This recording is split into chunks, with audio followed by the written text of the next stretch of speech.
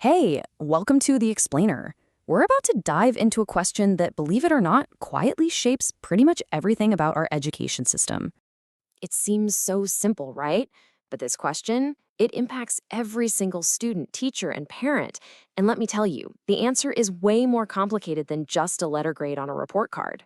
I mean, think about it. How we decide to answer that one question defines how teachers teach, it shapes the policies that hold schools accountable, and it's what builds or breaks public trust in the whole system. So yeah, it's kind of a big deal. Okay, so to really get to the bottom of this, we have to clear up a super common mix-up. We all tend to use the words assessment and grading like they're the same thing. They're not. They are two totally different ideas. So here's the fundamental difference. Assessment is the process. It's all the ways that teacher gathers evidence about what a student knows and can do. Grading, that's the value you slap on at the end, the A or the 92%. So you can think of assessment as a teacher's diagnostic tool.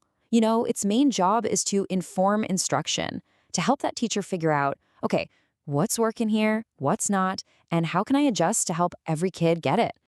Grading, on the other hand, is just a summary. It's the final score, the end of quarter report. It communicates how someone did after the learning was supposed to happen.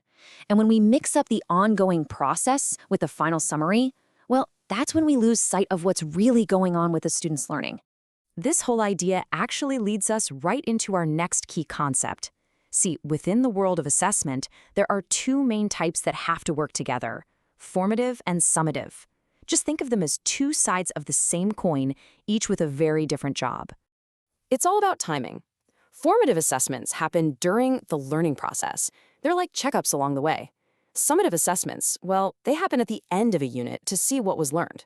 One guides the journey, the other one measures the destination. So what does this actually look like in a classroom? Formative checks are all those little low-stakes things, an exit ticket on the way out the door, a quick turn and talk with a partner, or even just the teacher walking around and observing students while they work. The whole point is to diagnose right then and there so the teacher can adjust the plan for the next day. But these daily classroom checks are really just one piece of a much larger puzzle. If we zoom out, we see that schools are part of these bigger accountability systems, all driven by federal and state policies that rely on a very different kind of measurement. The whole modern era of big standardized tests really kicked into high gear with the No Child Left Behind Act, which demanded annual testing. Its successor, the Every Student Succeeds Act, or ESSA, kept that testing requirement, but, and this is key, it gave states a lot more flexibility in how they measure a school's performance. So why do we even have these giant once-a-year tests? Well, the official purpose is all about equity. The law requires states to break down the test data for all different kinds of student groups, like students with disabilities or those learning English, to make sure no one is falling through the cracks. The idea is simple. What gets measured gets attention.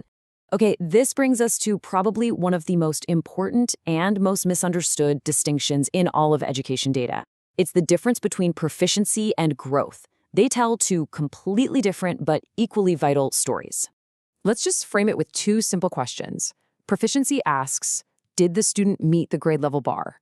It's a snapshot in time, it's a yes or no. But growth asks a different question. How much did that student improve from the beginning of the year to the end? It's not a snapshot, it's the whole video. This table really lays it out. You could have a student who starts way behind but makes a year and a half of progress in 1 year. That's incredible growth, even if they still haven't hit that proficient bar yet.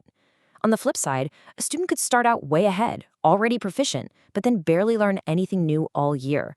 That's low growth. See? You absolutely need both to get the real picture. And that is exactly why a single test score, all by itself, can never tell you the whole story. It's just not possible. To get a truly complete picture of what's going on, schools and districts have to pull from a much bigger toolkit. So what's in that toolkit? Well, you've got things like benchmark assessments, which are given a few times a year to check if students are on track. You've got performance-based tasks, like a big research project or a lab demonstration that shows deeper thinking. And you even look at other things like graduation rates or chronic absenteeism. The whole point is to not rely on just one slice of this pie. The best systems triangulate their data. They pull from the big state tests, the daily classroom evidence, and the growth data to create a balanced, much more accurate view of student learning. Because at the end of the day, there's no magic bullet here. No single number can ever capture the beautiful, messy, complex reality of a child's learning journey. Anytime you rely too much on just one metric, you're going to get a distorted picture. And this is where we have to be really careful. There's a huge difference between teaching kids the material that's on the test and just teaching them tricks to pass the test. When the measurement itself becomes the goal, instead of just a tool to help us reach the goal, that's when we get into real trouble. Which, of course, brings us all the way back to our big question. After looking at all these different tools, all these philosophies, what really counts as evidence that a student has learned something? Is it a test score? Is it how much they've improved? Or is it their ability to take what they know and create something totally new with it? Maybe the answer is right here. Measuring learning is definitely a technical process, but it is also a deeply, deeply human one. Because ultimately, the things we decide to measure, the data that we choose to focus on, it doesn't just reflect what we value in education. It reveals it.